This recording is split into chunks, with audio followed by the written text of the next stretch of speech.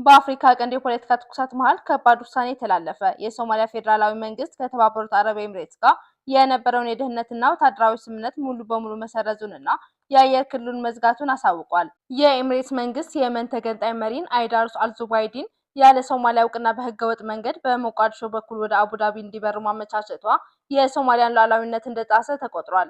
ተንታኞች እንደሚሉት ኤምሬትስ በሶማሊላንድና በደቡብ የመን ተገንጣዮች በመደገፍ የቀይ ባህርና የህንድ ውቅያኖስ ቁልፍ የባህር በሮችን በርበራና ኤደን የመቆጣጠር ስትራቴጂ እየተከተለች ነው።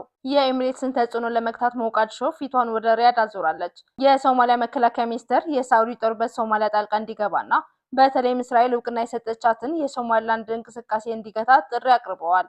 ይህ የሶማሊያና የሳውዲ መቀራረብ በአልሸባብና በኢራን በሚደገፉ የየመን ሁቲዎች መካከል ያለውን ግንኙነት ሊያጠናክረው እንደሚችል ተሰግቷል። የጋራ ጠላታቸውን ሳውዲን ለማጥቃት ሊተባበሩ ይችላሉ። ይህ ሁኔታ የአፍሪካ ቀንድን የባህረ ሰላጤ ሀገራት የውክልና ጦርነት ዋና አውድማ ሊያደርገው ይችላል።